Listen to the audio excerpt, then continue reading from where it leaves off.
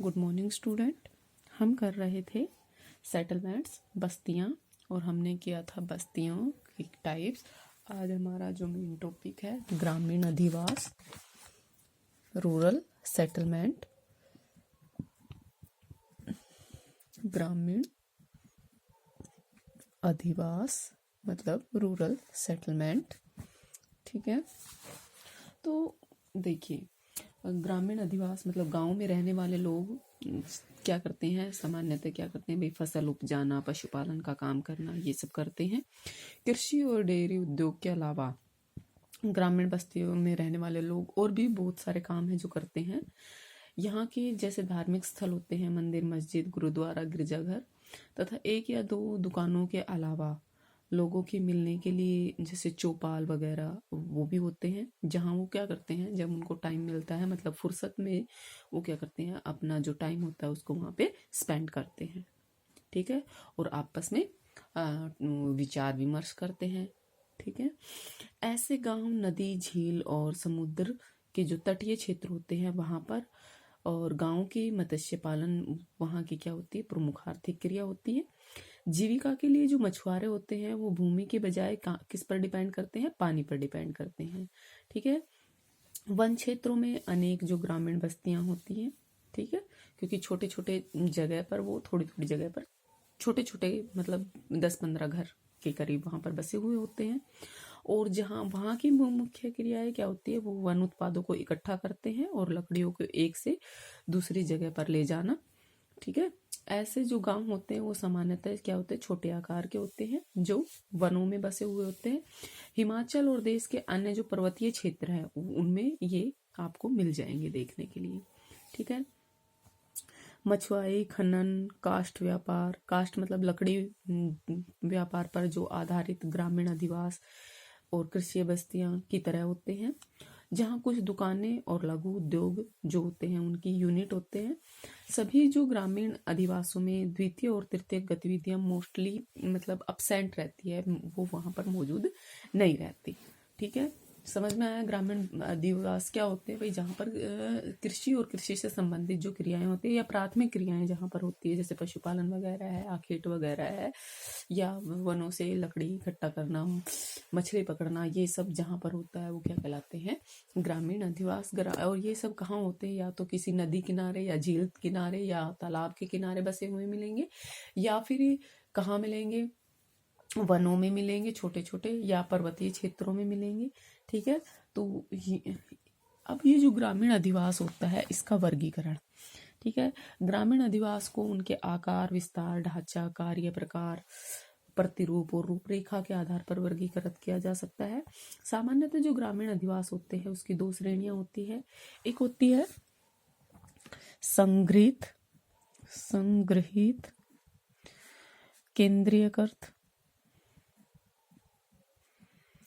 केंद्रीयकृत, गुच्छित या सघन अधिवास।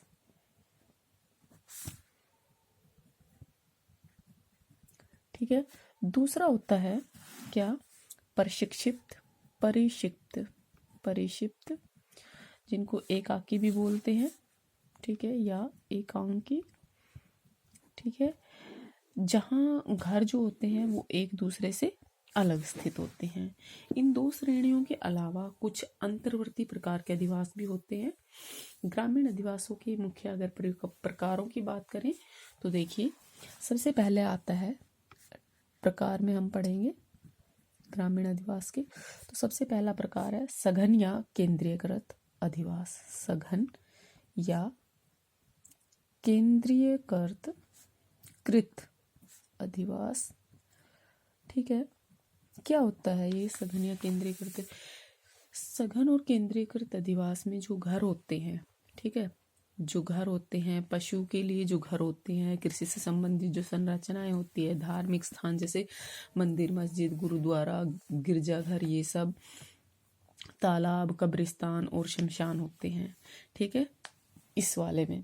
ठीक है, इन सभी संरचनाओं को कृषि भूमि और सामुदायिक जमीन, ये जो सारी संरचनाएं ये कृषि भूमि और सामुदायिक जमीन को क्या करते हैं, घेरे हुए रहते हैं। सघन बस्तियां जो होती है वो कहाँ पर ज़्यादा मिलती है? जहाँ अधिक उपजाऊ जलोढ़ मैदान और घाटियों में पाई जाती है। ठीक है, सघन बस्तियां क्यों? क्योंकि वहां पर क्या होती है, भूमि कैसी होती है, उपजाऊ होती है। ठीक है, और उपजाऊ भूमि के कारण वहां पर कृषि करना आसान होता है। ठीक है, और इसलिए वहां पर बस्तियां कैसी पाई जाती है, सघन पाई जाती है। जो सघन बस्तियां होती हैं वो उत्तरी मैदान, भारत का जो उत्तरी मैदान है, पश्चिम, जैसे पश्चिम में पंजाब से लेकर पूर्व में बंगाल तक जो फैला हुआ है, वो वहाँ उत्तरी मैदान की मुख्य विशेषता है सघन अधिवास। इसके अलावा असम, त्रिपुरा, तटीय उड़ीसा, छत्तीसगढ़ के महानदी द्रोणी में कृष्णा और कावेरी डेल्टा, कर्नाटक के मैदानी जिलों, आंध्र प्रदेश और रॉयल सीमा के क्षेत्रों में भी सघन बस्तियां पाई जाती है। देखिए, ये जो सघन अधिवास होते हैं या तो आयताकार होते हैं या अनाकार होते हैं, जिनमें सड़कें क्या होती है, विभिन्न कोणों पर एक दूसरे को आड़े तिरछे काट कर किसका निर्माण करती है, गलियों का निर्माण करती है। आपने देखा होगा आपके गांव या तो आयताकार रूप में बसे होंगे या फिर अनाकार के होंगे। सॉरी। सघन अधिवास का उद्गम और विकास के लिए विभिन्न कारक जैसे मिट्टी की उर्वरता, शत्रु और जंगली जानवरों से रक्षा और परस्पर सहयोग की आवश्यकता जो होती है, वो मतलब वहाँ की मेन पॉइंट होता है या जिम्मेदारी होती है। ठीक है, ये जो उपजाऊ मैदान होते हैं, इसमें कृषक समुदाय क्या होते हैं, स्थायी रूप से वहां पर रहने लग गए हैं और अपनी जीविका के लिए वो किस पर निर्भर करते हैं, फसल उपज और डेयरी उद्योग पर निर्भर करते हैं। ठीक है, नवपाषाण काल में क्या हुआ था, जब किसानों द्वारा सबसे पहली ग्रामीण आवश्यकता, मतलब जो ग्रामीण आवश्यकता क्या थी, झोपड़ी, उसका विकास हुआ। और उस समय प्रागैतिहासिक काल का जो आदमी है वो व्यक्तिगत रूप से प्रकृति से लड़ने और उसके नियंत्रण में क्या था, असमर्थ था। ठीक है, वनों को काटना, उनको आग लगाना, भूमि की सफाई करना, खेतों के विकास में उसे एक दूसरे के क्या करना पड़ता था, सहयोग करना पड़ता था इन सब कामों के लिए।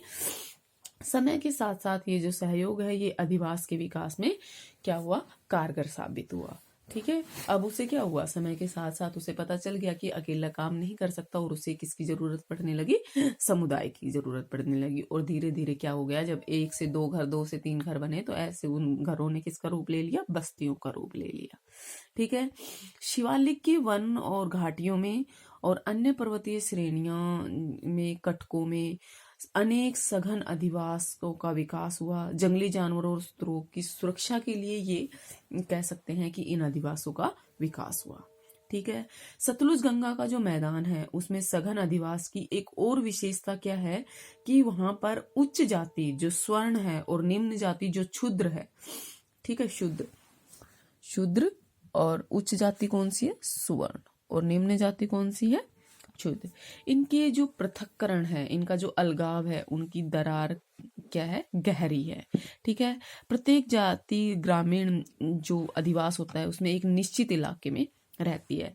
सामान्यतः जो उच्च जातियां है, जैसे ब्राह्मण, क्षत्रिय है, पश्चिमी और उत्तर दिशाओं में रहते हैं और जिन्हें क्या माना जाता है, इन दिशाओं को क्या माना जाता है, श्रेष्ठ दिशाएं माना जाता है। ऐसा माना जाता है कि ये दिशाएं क्या होती है, वरुण और कुबेर के शासन में रहते हैं। ठीक है, इंद्र द्वारा शासित जो पूर्वी दिशा है, ठीक है, वहां पर वैश्य जो कृषक और कारीगर वर्ग है वो रहते हैं।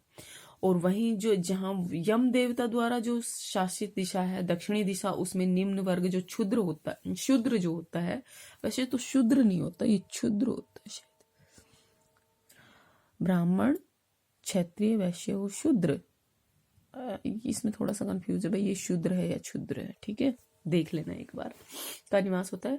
कुछ जो दुकानें होती है वो हमेशा क्या होती है, जो बस्तियां होती हैं उनके बीच में होती है। जैसे मान लो इधर भी घर है, इधर भी घर है, इधर, तो इनके बीच में क्या होती है, दुकान होती है। ठीक है, धार्मिक स्थल भी क्या होते हैं, केंद्र में होते हैं। जो फिरोजपुर है, पंजाब, फिरोजपुर कहाँ है, पंजाब में, सूरतगढ़, हनुमानगढ़ और गंगानगर राजस्थान में, ये सिंचित क्षेत्रों में, क्योंकि यहाँ पर क्या है, नहरों द्वारा सिंचाई होती है और ये इन क्षेत्रों में जो बस्तियां हैं वो कैसी पाई जाती है, योजनाबद्ध बस्तियां पाई जाती है।